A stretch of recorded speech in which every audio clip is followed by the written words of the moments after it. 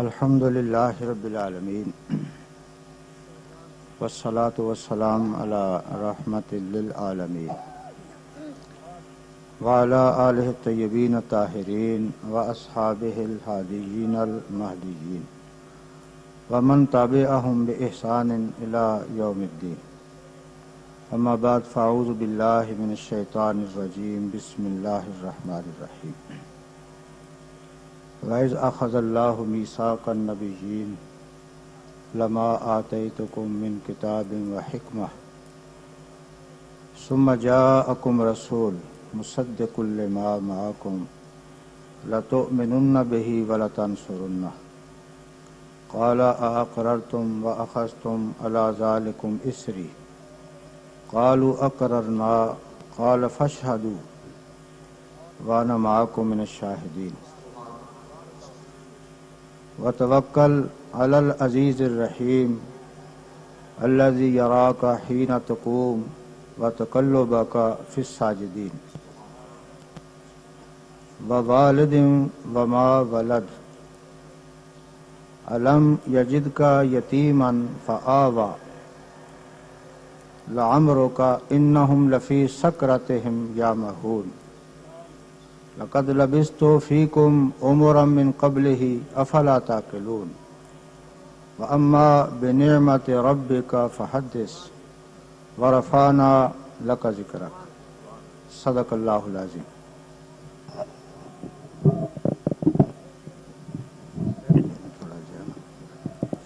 تھوڑا جا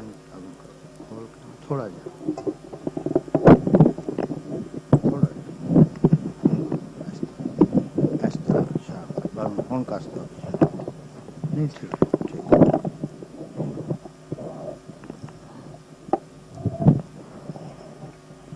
تھوڑا جا تسی ابھی کر دینا. چلو بند کرو. چلو. محترم علماء کرام، مشائخ، معزز حاضرین و سامعین، سب سے پہلے تو میں اہل والا کو اس مبارک پروقار تقریب کے انعقاد پر مبارکباد پیش کرتا ہوں. جن لوگوں نے بھی کسی طرح بھی اس میں حصہ لیا، اللہ اپنی بارگاہ میں قبول فرمائے. میلاد شریف کا مہینہ ربیع الاول شریف یہ ہمیں بتاتا ہے کہ آج بھی امت کے بچے بچے کو نبی کریم سے کتنا پیار ہے. غفلتیں ہیں، یقیناً ہیں، لیکن کسی شہر میں چلے جاؤ، کسی محلے میں چلے جاؤ، کسی گلی میں چلے جاؤ، امت کے چھوٹے چھوٹے بچے جھنڈیاں لگا رہے نظر آتے ہیں. کروڑوں روپیہ کوئی سیاسی جماعت، کوئی حکومت اربوں روپیہ دے کر کسی ایک شہر میں جھنڈیاں لگوا لے تو میں مان جاؤں. کسی ایک شہر میں کروڑوں روپیہ دے کر، لیکن دنیا کا کوئی گوشہ ایسا نہیں. آپ پاکستان کے گلی گلی جائیں، اگر کوئی چھٹی کا بچہ ہے تو وہ بھی لائٹیں، روشنی، اور اس سے پوچھو بیٹے کیا ہے، کہتے ہیں میرا نبی آ رہا ہے. غفلت ضرور ہے، لیکن یہ دیکھو کون رات کو جاگتا ہے. اب تو حالات جو ہیں، کون جاگتا ہے؟ آخر میں اور آپ بیٹھے ہیں یہاں تو میرا خیال ہے اور کوئی مقصد نہیں ہے، صرف سرور عالم کی خوشی میں بیٹھے ہیں. پچھلے دن اخاقوں کا مسئلہ پیدا ہوا تو میں نے دیکھا، آرے والا کا تو میں یہاں کا تو مطالعہ مشاہدہ میرا نہیں، میرا لاہور کا مشاہدہ ہے. میں نے دیکھا کہ صبح سے لے کے شام تک تمام لاہور بچہ بچہ سڑکوں پہ نکل آیا، اور ایسے لگتا تھا جیسے سارے فرشتے آسمانوں کے لاہور میں نازل ہو گئے. الحمدللہ اس پر ہم جتنی بھی خوشی کا اظہار کریں اور اللہ کا شکر ادا کریں کم ہے. آج کی مجلس میلاد میں میں چاہتا ہوں کہ آپ کو میں دور نہ لے جاؤں. میلاد کو ہم قرآن کے قریب قریب رکھیں. اور یہ جو لوگ کہتے ہیں نا جی کہ سامعین سمجھتے نہیں، جی دیہاتی لوگ ہوتے ہیں، فلاں لوگ ہوتے ہیں، ان چیزوں کو میں قبول کرتا ہی نہیں۔ ہونا یہ چاہیے کہ بیان کرنے والے لوگ عوام کو عالم بنانے کی کوشش کریں، یہ نہ ہو کہ عوام کی وجہ سے عالم جاہلانہ گفتگو کریں، یہ طریقہ نہیں ہے۔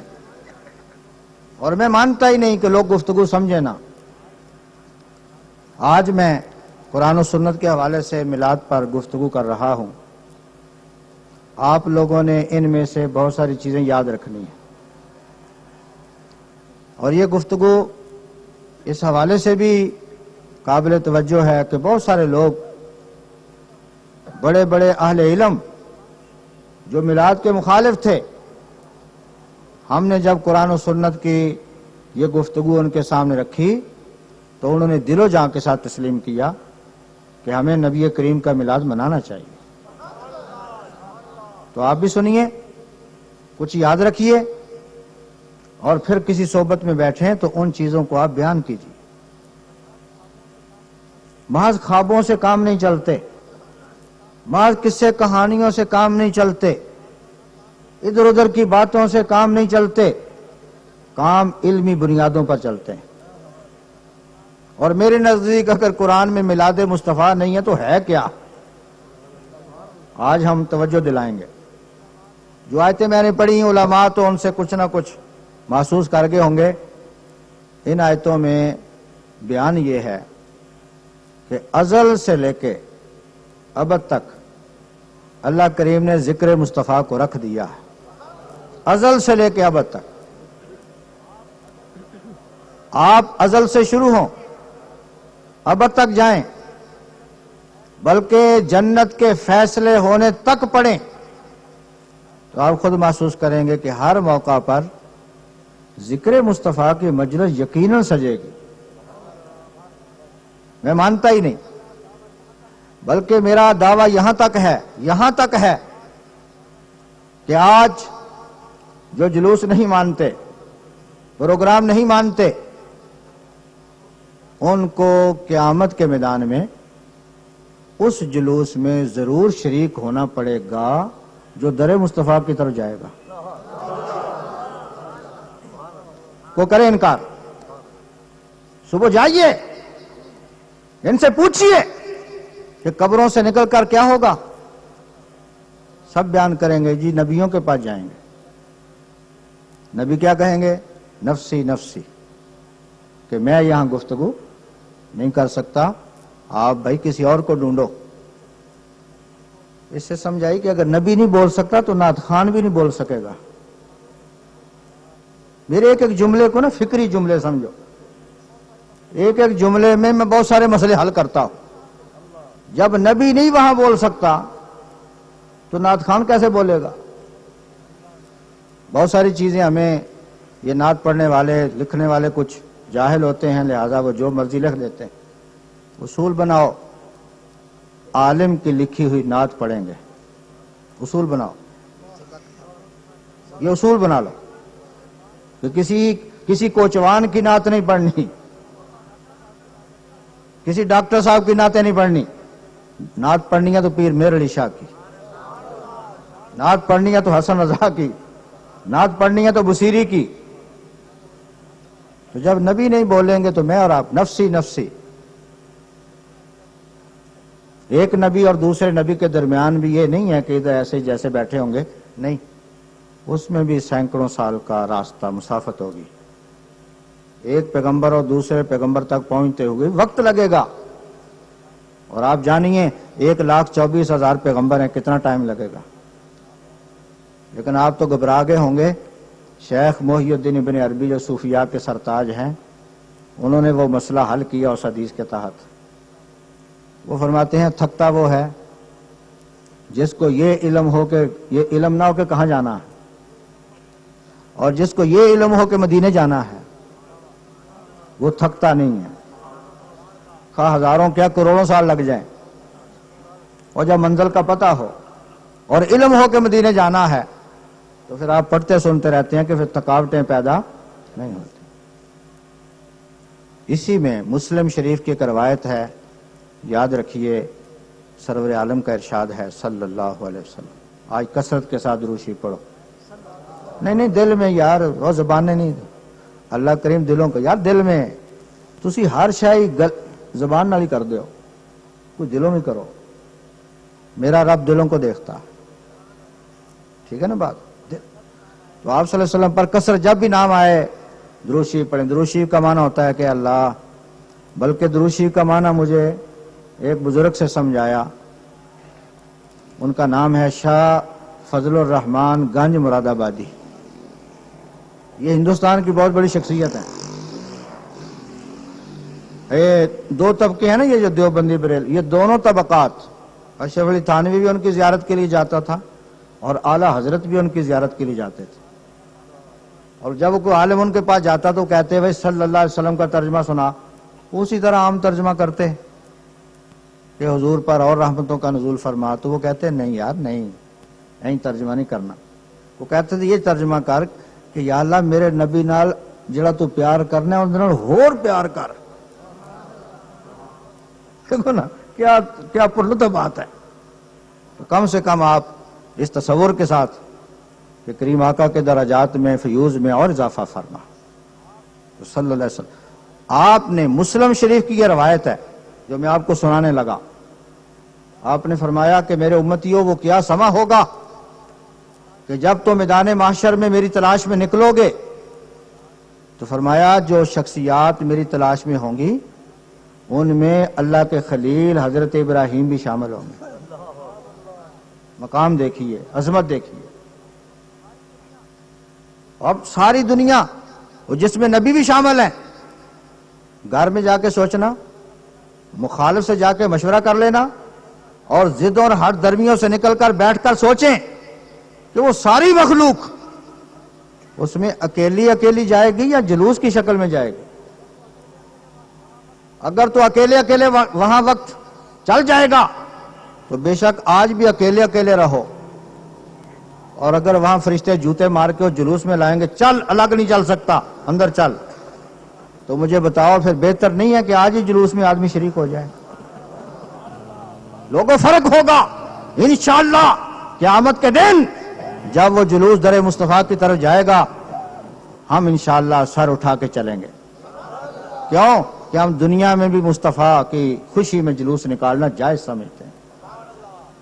خوشی، کوئی آدمی اگر یہ کہے کہ خوشی کے موقع پر جلوس نکالنا جائز نہیں، تو وہ کم سے کم صحابہ کی عدالت میں ضرور کھڑا ہو جا کر، میں ولادت کی بات نہیں کر رہا، میں خوشی کی بات کر رہا، ولادت کی بات میں نہیں کر رہا، میں یہ کہہ رہا ہوں کہ خوشی کے موقع پر جلوس جتنے صحابہ نے نکالے کائنات میں کسی نے نہیں نکالے۔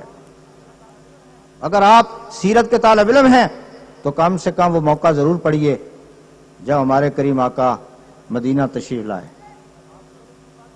یعنی آپ تو ایک جلوس کی بات کرتے ہیں، تمام سیرت کی کتابوں میں لکھا ہوا ہے کہ مدینے والے لوگ فجر کی نماز پڑھنے کے بعد تمام اپنے بچوں کو ساتھ لے کر اس راستے میں جا کر بیٹھتے جو حضور کی آمد کا راستہ تھا، بلکہ آپ کو ملے گا وہ درختوں پر بچوں کو چڑھاتے کہ جناب اگر دور سے نظر آئے نا تو ہمیں آپ نے بتانا ہے کہ کملی والے تشریف لائے۔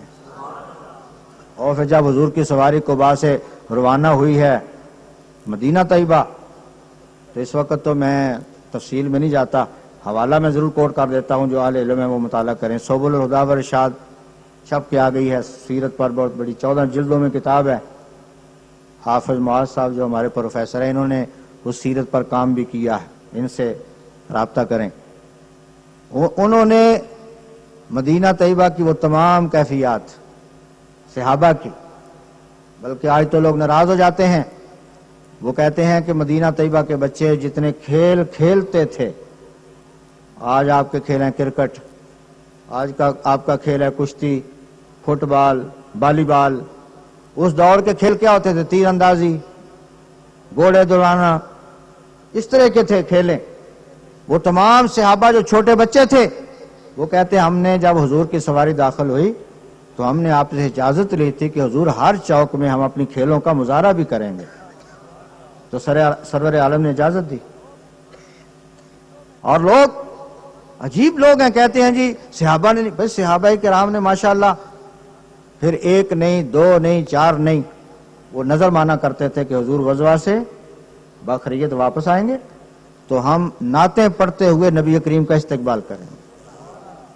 بلکہ آپ کو ملے گا مدینہ طیبہ کے بہت سارے بچے وہ بیان کرتے ہیں کہ فلاں غزوہ کے موقع پر حضور آئے اور ہماری مائیں، ہمارے والدین لے کر حضور کے استقبال کے لیے نکلے اور ہم دوڑ کر حضور کے پاس گئے اور سرور عالم نے اپنے ساتھ ہمیں سواری پر بٹھایا. تو وہ ترانے، وہ آج تک تمام چیزیں موجود ہیں. یہ کہنا کہ یہ جلوس کے پروگرام یہ بریلویوں نے شروع کیے ہیں، یہ فلاں نے شروع کیے ہیں، یہ ایک دھوکہ تو ہو سکتا ہے. خوشی کے موقع پر اجتماع کرنا، جلوس نکالنا، پروگرام کرنا، یہ تو میرا خیال ہے صحابہ نہیں، یہ تو سنت الہیہ ہے. میں نے قرآن کریم کی آیت مبارکہ پڑھی ہے، اس سے ہم شروع کرتے ہیں تھوڑی سی گفتگو. آہستہ آہستہ بڑھیے.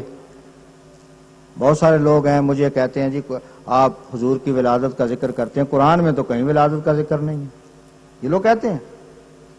حالانکہ میرے نزدیک اگر حضور کی ولادت کا ذکر قرآن میں نہ بھی ہو تو عیسیٰ کی ولادت کا ذکر تو بڑا تفصیلی موجود ہے. حضرت عیسیٰ علیہ السلام کا میلاد قرآن نے 2-3 صفحے بیان کیا. حضرت موسیٰ کا میلاد قرآن نے بیان کیا. کس طرح ماں کے ہاں پیدا ہوئے، ماں کو کہا گیا سمندر میں رکھ دو، یہ بچہ ڈوب جائے گا، غرق ہو جائے گا. فرمایا ولا تخافی ولا تحزنی انا رادوہ الیک وجاعلوہ من المرسلین. گھبرانا نہیں، خوف نہیں کرنا، نہ اپنے حوالے سے نہ بچے کے حوالے سے. یہ کیا ہوگا پھر؟ فرمایا اسے لوٹا کے تیرے پاس لاؤں گا. وجاعلوہ من المرسلین، اور تجھے علم ہونا چاہیے میرا رسول ہے. پھر آپ جانتے ہیں ان کا بیان کیا، فرعون کے پاس جانا، ان کا بچپنا، پلنا، بلکہ وہاں پر بیان کیا کہ جب فرعون نے ان کو اپنے محل میں پالنا شروع کیا تو اچھے اچھے خاندانوں کی عورتوں کو لایا گیا.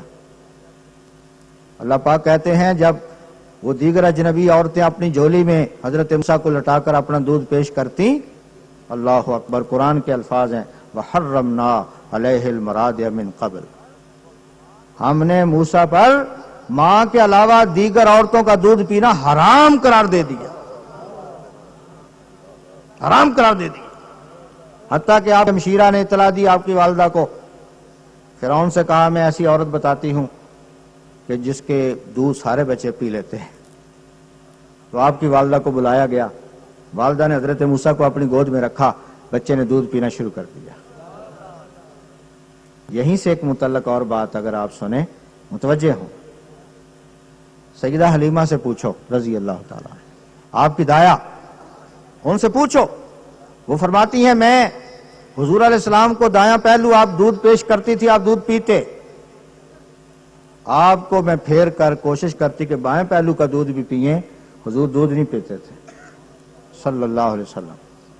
اور تمام سیرت نگاروں نے حضور کے اس عمل کے تحت یہ لکھا ہے کہ حضور علیہ السلام اس لیے دوسری طرف کا دودھ نہیں پیتے تھے کہ آپ محسوس کرتے کہ میرے اور بھی بھائی بہنیں دودھ پینے والے ہیں، کہیں ایسے نہ ہو جائے کہ محمد صلی اللہ علیہ وسلم کسی کا حق کھانے والا نہ بن جائے، کسی کا حق کھانے والا.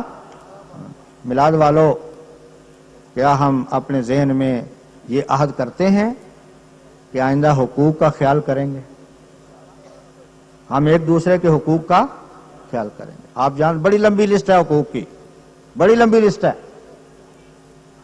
اپنے نفس کے بھی حقوق ہیں، اولاد کے بھی حقوق ہیں، والدین کے حقوق ہیں، بیوی کے بھی حقوق ہیں، پڑوسی کے بھی حقوق ہیں، مملکت کے بھی حقوق ہیں. بڑا لمبی لسٹ ہے. بلکہ جس اسلام کا میں طالب علم ہوں اس اسلام میں تو کتے اور بلیوں کے بھی حقوق ہیں، باقیوں کی تکجا. اور حدیث اس وقت ٹائم نہیں، ورنہ بخاری کی روایتیں موجود ہیں جس میں ہمارے پیغمبر نے بیان کیا کہ فاحشہ اور بد کردار عورت نے پیاسے کتے کو پانی پلایا، اللہ کریم نے بخشش فرمایا. یہ وہ راستے ہیں. آج بھی ضرورت ہے اس بات کی کہ ہم ایک دوسرے کے حقوق کا خیال کریں، اور حقوق سے مراد صرف کھانے پینے کے مسئلے نہیں ہوتے۔ اگر عالم دین آپریشن کرتا ہے تو یہ دوسروں کا حق چھین رہا ہے، اور اگر کوئی ڈاکٹر تبلیغ کر رہا ہے تو وہ عالم کا حق چھین رہا ہے۔ اپنے اپنے شعبہ جات میں رہیے، اپنی اپنی تقسیم میں رہیے، اور جو جو ذمہ داری میری اور آپ کی بنتی ہے اس سے پھلانگنے کی کوشش نہ کیجیے۔ حضرت موسیٰ علیہ السلام کا میلاد قرآن بھرا ہوا ہے، حضرت عیسیٰ کے میلاد سے قرآن بھرا ہوا ہے۔ آپ حضرت عیسیٰ کے 16ویں پارے میں پڑھیں، باقاعدہ ان کی ولادت کے تذکرے ہیں۔ میں تو حیران ہوتا ہوں کہ کس منہ سے ہم کہتے ہیں جی جو قرآن میلاد کو پسند نہیں کرتا، جو قرآن عیسیٰ کا میلاد پسند کرتا ہے، جو قرآن موسیٰ کے میلاد کو پسند کرتا ہے، مجھے بتائیے جس کے سینے پہ نازل ہوا اس کے میلاد کو پسند نہیں کرے گا؟ ہاں، فرق ضرور کیا، ان کی زندگی کے چند گوشے بیان کیے، اور جب کملی والے کی باری آئی تو کہا محبوب تیری ساری عمر کی قسم۔ یہ فرق ہے۔ آئیے کچھ چیزیں میں نشاندہی کرتا ہوں۔ پہلی آیت مبارکہ جو میں نے پڑھی، اللہ کریم نے ازل میں، اس پر اگر کوئی عالم کو مطالعہ کرنا چاہے تو امام تقی الدین سبکی ان کی کتاب التعظیم والمنہ فی تفسیر لتؤمنن بہ ولتنصرنہ، یہ چھپی ہوئی کتاب ہے عربی میں، غالباً جواہر البحار کے اندر بھی ہے، وہاں اس کا اردو ترجمہ بھی مل جائے گا۔ انہوں نے اس آیت کے تحت لکھا ہے اور اس کی تفصیلات ہیں۔ اللہ کریم نے ایک اجتماع فرمایا، اور اس اجتماع میں اللہ کریم نے نبیوں کو جمع فرمایا، انبیاء کو جمع کیا، اور بلا کر انہیں کہا کہ میں تمہیں کتاب اور حکمت دے کر اس کائنات میں بھیجوں گا، اور پھر میرے رسول تشریف لائیں گے۔ اس آیت کے حصہ میں اگر آپ غور کریں تو 2-3 چیزیں میں آپ سے ڈسکس کرنا چاہتا ہوں۔ پہلی چیز، کیا قرآن کریم میں تعظیم آدم علیہ السلام کی مجلس کا ذکر نہیں ملتا؟ کئی پاروں میں ہے۔ وَإِذْ قُلْنَا لِلْمَلَائِكَةِ اسْجُدُوا لِآدَمَ فَسَجَدُوا إِلَّا إِبْلِيسَ، یہ قرآن کریم ہے، اللہ کا کلام۔ فرمایا ہم نے آدم علیہ السلام کے لیے ملائکہ کو جمع کیا تعظیم کے لیے۔ ذرا فرق سمجھیے، تعظیم آدم کا جلسہ کیا تو ملائکہ کو بلایا، اور تعظیم حبیب کا جلسہ کیا تو نبیوں کو بلایا۔ فرق سمجھیے، یعنی فرق محسوس کیجیے۔ وہ ملائکہ ہیں اور یہ انبیاء ہیں، اور میرا خیال ہے ساری امت اس پر متفق ہے کہ نبی ملائکہ سے افضل ہیں، تاجدار ہیں، بادشاہ ہیں، بلکہ یوں کہہ لو کہ وہ خدام ہیں، یہ مخدوم ہیں۔ ایک اور پہلو بھی اگر آپ باریکی کے ساتھ غور کریں تو ایک اور پہلو آپ کو عرض کروں، غور کیجیے اس پر۔ دیکھیے، ہم اللہ کے بارے میں ایمان رکھتے ہیں کہ اللہ کریم ہر شے جانتا ہے۔ ہم تو نہیں جانتے کل کیا ہونا، لیکن اللہ کریم تو جانتا ہے۔ آپ ذرا خود غور کیجئے کہ جب سیدنا آدم علیہ السلام کے لیے تعظیم کا جلسہ بلایا تو اس میں وہ بھی شامل ہے جس نے سجدہ نہیں کرنا، ابلیس۔ اللہ کے بلانے پر ہی آئے، ورنہ پہلے کہتا کہ تو خبردار آئے، تو نہیں آئے گا، باقی ملائکہ آ جائیں تو نہیں آ سکتا۔ لیکن جب تعظیم آدم کے لیے جلسہ بلایا تو کہا سارے آؤ۔ اس میں سجدہ کرنے والے بھی موجود اور سجدہ نہ کرنے والا بھی موجود۔ لیکن ذرا غور کیجئے، جب اپنے محبوب کا اجتماع بلایا تو اس میں کوئی منکر نہیں بلایا۔ غور کیجئے، قرآن میں لکھا ہوا، میں کو اپنی طرف سے بیان کر رہا ہوں، قرآن کریم میں لکھا ہوا ہے کہ اس میں کسی منکر کو نہیں بلایا، اس میں جتنے بلائے گئے سب مصطفیٰ کو ماننے والے بلائے۔ اگر میں اس سے یہ سبق دوں قرآن کی سنت کی روشنی میں، اگر میں یہ کہوں کہ مصطفیٰ کی مجلس میں ہر ایک کو آنا نصیب نہیں ہوتا، وہی آتا ہے جس کی بخشش کے ارادے ہوں۔ ہر کوئی نہیں آ سکتا، حضور کی مجلس ہے، حضور کا اجتماع ہے، یہ کوئی معمولی بات ہے کہ آپ کی مجلس میں کو آ جائے؟ اور چونکہ ہمیں آنا جانا نصیب ہو جاتا ہے، ہمیں پرواہ نہیں ہے، ہمیں پرواہ، میں سچ کہہ رہا ہوں، ہمیں چونکہ روزانہ صبح و شام حضور کی نعتیں پڑھتے ہیں، سنتے ہیں، ہمیں احساس کوئی نہیں ہے۔ میرا خیال ہے ملائکہ سے پوچھو جن کو اجازت ہوتی ہے یا نہیں ہوتی، ہمیں کیا ان چیزوں کی قدر و منزلت۔ کبھی اس موضوع پر بھی مطالعہ کیجئے، علماء کو پڑھائیں آپ کو کہ پرانے علماء کس قدر ان محافل کا.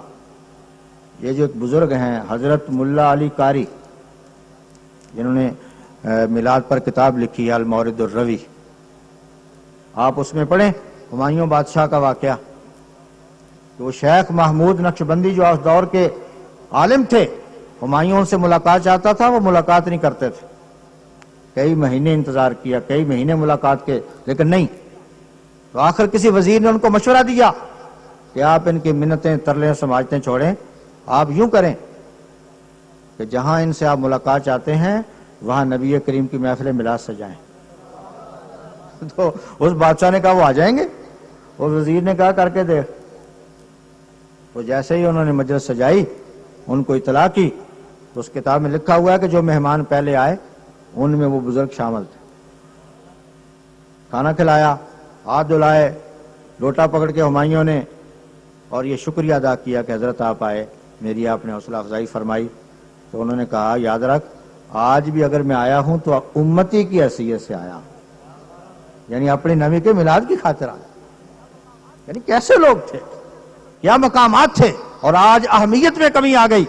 میرا خیال ہے مجھے اور آپ کو شکر ادا کرنا چاہیے. اللہ تیرا شکر ہے کہ حضور کی مجلس میں تو ہمیں شامل فرما لیتا.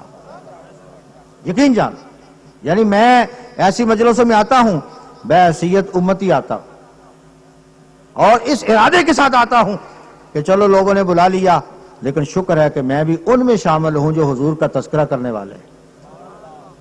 سرور عالم کی مجلس، حضور کی مجلس، حضور کا اجتماع، حضور کی خاطر کیا جانے والا اجتماع، وہ تو کائنات کا کوئی اجتماع اس کا مقابلہ کر ہی نہیں سکتا. تو دوسری چیز جو میں آپ کو سمجھا رہا تھا کہ اللہ کریم مخصوص لوگوں کو اجتماع میں شرکت کی توفیق دیتا ہے، ہر ایک کو نہیں دیتا. ایک اور چیز بھی غور کیجئے بڑی توجہ کے ساتھ. اس آیت میں اللہ کریم نے جن انبیاء کو جمع فرمایا ان میں 313 رسول بھی ہیں. حضرت موسیٰ رسول ہیں، حضرت عیسیٰ رسول ہیں، لیکن آپ حیران ہوں گے کہ انہوں نے جب اپنی امت کو کلمہ پڑھایا تو انہوں نے اس کلمہ میں اپنے آپ کو رسول نہیں کہا. کسی نے روح اللہ کہا، کسی نے صفی اللہ کہا، کسی نے ذبیح اللہ کہا، مختلف، کسی نے کلیم اللہ کہا، لیکن کسی نے اپنے کلمہ میں اپنے آپ کو رسول کے لفظ سے بیان نہیں کیا. محدثین نے لکھا وجہ کیا تھی؟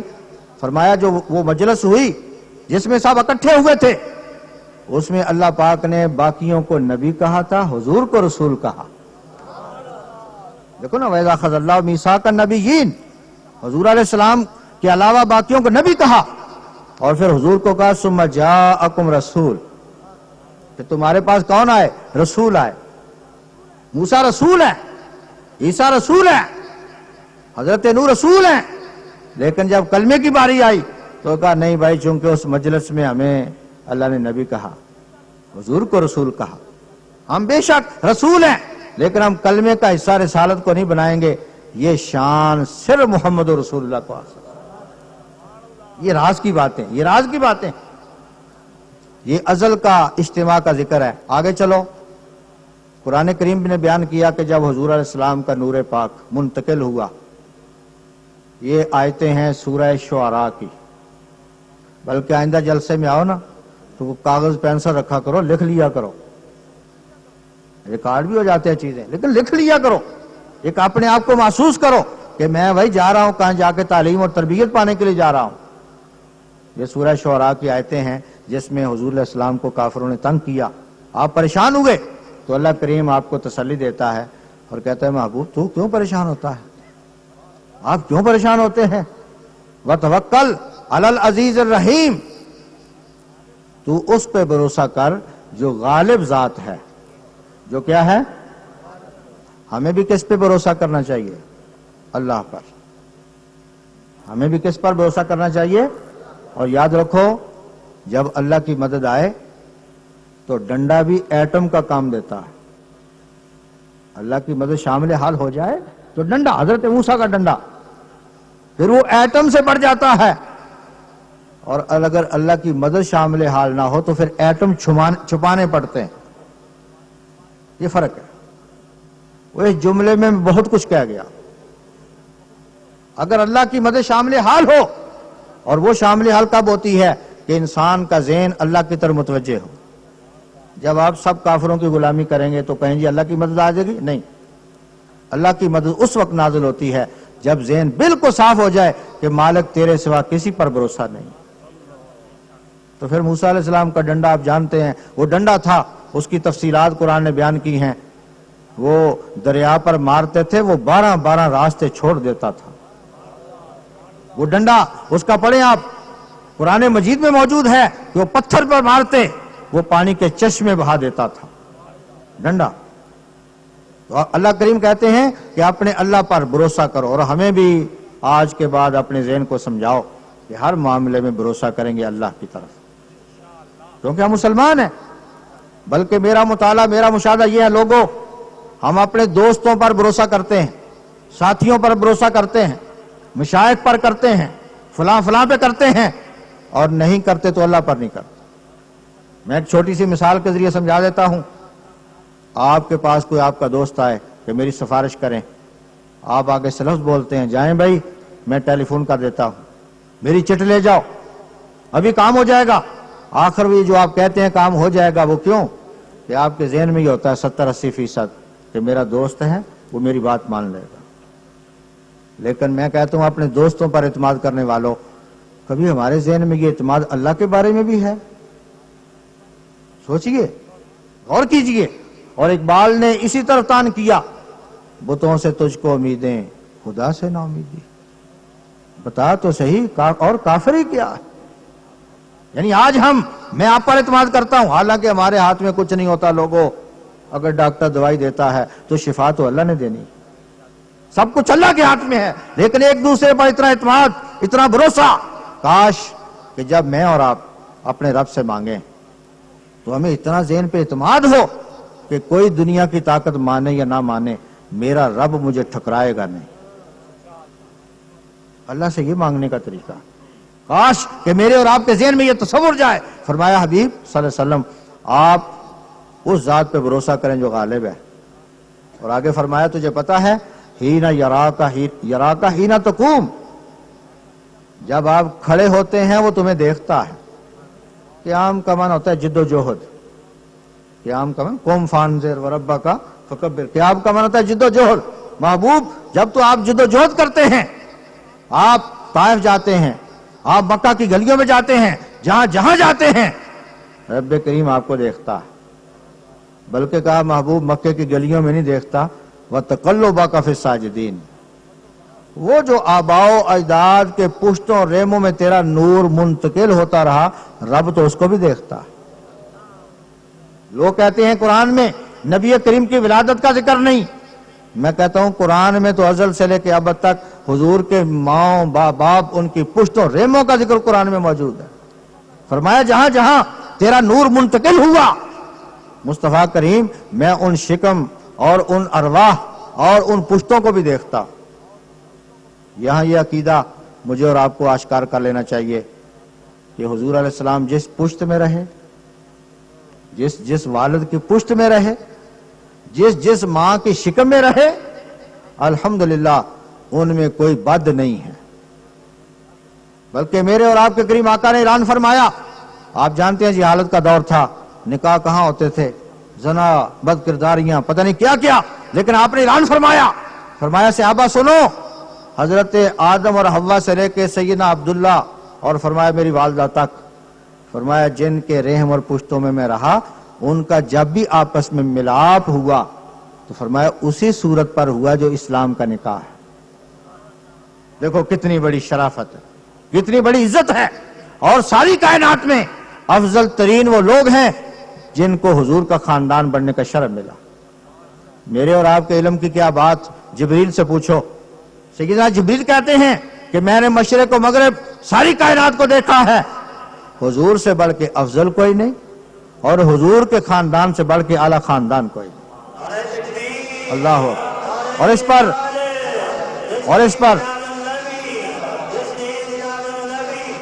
پر آپ کا فرض بنتا ہے. آپ حضور، یہ مسئلہ ہے حضور کے والدین کے ایمان کا، اس پر سب سے زیادہ کام امام جلال الدین سیوطی نے کیا.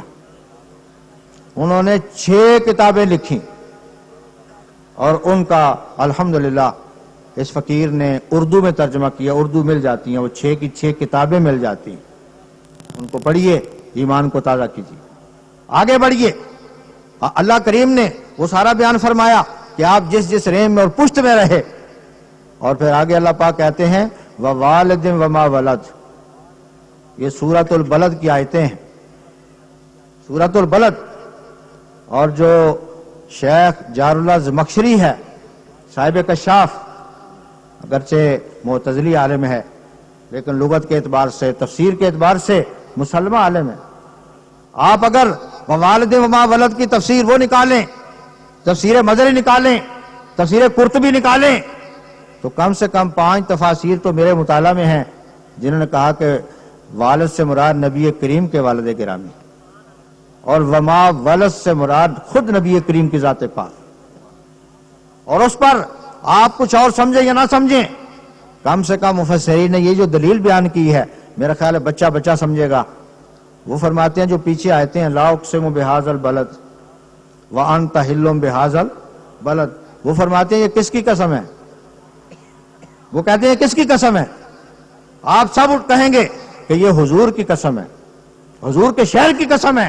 اور مفسرین کہتے ہیں پیچھے تذکرہ حضور کا، پیچھے تذکرہ حضور کے شہر کا، اور آگے آپ کہتے ہیں جی وما ولد سے مراد حضور نہیں. تو فرماتے ہیں یہ قرآن کا نظم ہے. تو قرآن کریم کے نظم کا تقاضا یہ ہے کہ جناب ہم تسلیم کریں کہ یہاں والد سے مراد نبی کریم کے آباء و اجداد، اور وما ولد سے مراد سرور عالم کی ذات پاک. ایک عالم گزرے ہیں، ان کا نام ہے امام زرکشی. انہوں نے ان آیتوں پر لا اقسم بہذا البلد وانت حل بہذا البلد اس پر گفتگو کرتے ہوئے، اس میں کچھ علماء کا اختلاف ہے نا کہ مکہ مراد ہے یا مدینہ مراد ہے. تو امام زرکشی فرماتے ہیں اللہ کریم نے دونوں آیتوں میں البلد البلد 2 دفعہ بلد کا لفظ لا کر اشارہ کیا کہ دونوں شہر مراد ہے، مکہ بھی مراد ہے، مدینہ بھی مراد ہے. کھلے لفظوں میں کہہ لو کہ جن جن گلیوں اور سڑکوں پر مصطفیٰ چلے ان سب کی قسم اٹھائیے. اچھا اگر اس پر بھی آپ کو ضد ہو کہ آپ کہتے ہیں نہیں والد سے مراد فلاں ہے، تو میرا خیال ہے اگر وہ آیت پڑھو سورہ والضحیٰ کی، غور سے پڑھیں اسے، اس کے لفظ ہیں الم یجد کا یتیمن فآوا، الم یجد کا یتیمن فآوا.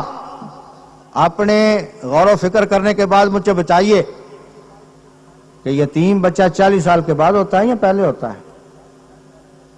مثلا آپ کی عمر 40 سال ہے، خدا نخواستہ آپ کے والد فوت ہو گئے، تو لوگ آپ کو کیا کہیں گے؟ آج آپ یتیم ہو گئے ہیں. یتیم کا لفظ بولا جاتا ہے بچے کے لیے، بچے کے لیے. کیا الم یجد کا یتیمن میں نبی کریم کے بچپن کا ذکر نہیں ہے؟ یعنی یہ کہنا کہ آپ کی ولادت کا ذکر نہیں، آپ کے بچپنے کا ذکر نہیں. یہ جو الم یجد کا یتیمن فآوا ہے یہ کس کے بچپنے کا ذکر ہے؟ اور یہاں میں تمام تم صاحب شعور بیٹھے ہو بہت اہم بات کہتا ہوں. وہ لوگ مغالطہ میں ہیں کہ جو نبی کریم کی سیرت کا مطالعہ 40 سال کے بعد شروع کرتے ہیں، مغالطے میں. مثلا آپ ہی کا بھائی، آپ ہی کا بیٹا 35 سال کا، 30 سال کا، 20 سال کا، وہ آپ کے پاس آتا ہے، شاہ صاحب کا مرید شاہ صاحب کے پاس آتا ہے اور کہتا ہے حضرت میں حضور کی سیرت پہ چلنا چاہتا ہوں صلی اللہ علیہ وسلم، تو مجھے آپ کی سیرت بتائیے. آپ آگے سے کہتے ہیں بیٹے 40 سال کے ہو جاؤ، پھر سیرت بتائیں. تو مجھے بتاؤ 39 سال غیروں کی سیرت پہ چلنے والا آدمی وہ 40 سال کے بعد اس سیرت کو کیا کرے گا؟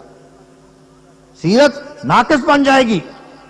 اور سیرت کامل وہ ہے کہ جو ہر لمحہ رہنمائی کرے. اگر 10 سال کے بچے کی رہنمائی نہیں ہوتی، 15 سال کے بچے کی رہنمائی نہیں ہوتی، تو لوگوں ایسی سیرت کو کون مانے گا؟ اور پھر یاد رکھیے یہ سیرت سراپا اسلام ہے. اگر یہ سیرت ناقص قرار پائے تو گویا تمہارا اسلام بھی ناقص ہو جائے گا. اس لیے میں سمجھتا ہوں اہل محبت کا شکریہ ادا کرنا چاہیے جنہوں نے یہ کہا کہ آپ سیرت کا مطالعہ 40 سال کے بعد شروع نہیں کرنا، آپ کی سیرت کا مطالعہ سیدہ آمنہ کی گود سے شروع کرنا. اور اگر آپ میری بات سمجھ گئے ہیں لوگوں، اسی کو میلاد کہا جاتا ہے، اسی کو میلاد کہا جاتا. ہاں اپنے اپنے علم کی بات ہے، ہم یہاں تک پہنچے، لیکن داتا صاحب سے پوچھو، غوث پاک سے پوچھو، اولیاء سے پوچھو، صلحاء سے پوچھو، وہ کہتے ہیں نہیں، سیدہ آمنہ کی گود سے مطالعہ نہیں شروع کرنا، سیدنا آدم کی تخلیق سے پہلے سے شروع کرنا. ہر ایک اپنا اپنا علم ہے جس کی روشنی میں انسان زندگی بسر کرتا. اب رہ گیا اگلا مسئلہ. آپ میں سے کوئی شخص کہہ سکتا ہے کہ جی ماں کی گود میں سیرت کیا ہوتی ہے، یہ سوال اٹھایا جا سکتا. تو اگر آپ مجھے اجازت دیں تو میں 4 چیزیں آپ کے سامنے رکھ دیتا ہوں، ہیں بھی معاشرتی چیزیں، معاشرتی چیزیں. مثلا دیکھیے، ابھی ایک پیچھے آیا تھا کہ آپ نے ماں کی گود میں دوسرے کا حق نہیں استعمال کیا. دیکھو کتنی کامل سیرت ہے. ایک اور سیرت کا پہلو اگر آپ گود میں ہی دیکھتے ہیں تو کیا آپ سارے مانتے ہوں گے، سمجھتے ہوں گے کہ حضور علیہ السلام جب اس کائنات میں تشریف لائے تو حالت سجدہ میں پیدا ہوئے. اور میرے مطالعہ کے مطابق لوگ ایسے ہی ادھر ادھر کی باتیں کرتے ہیں. جتنی سیرت کی کتابیں پرانی لکھی گئیں ان سب میں یہ چیز موجود ہے کہ آپ حالت سجدہ میں پیدا ہوئے. کیا سجدہ کرنا سیرت نہیں ہے؟ اللہ کرے مجھے اور آپ کو بھی سجدہ نصیب ہو جائے. میلاد والوں میں یہ کمی ہے. یہ جنیاں ساری رات لگاتے ہیں، فجر کی نماز نہیں پڑھتے، ساری رات محفل نعت کرتے ہیں، فجر کی نماز نہیں پڑھتے. نہیں، یہ طریقہ بدلو. مزہ تب ہے کہ مثلا آپ فجر کی نماز کے قریب آپ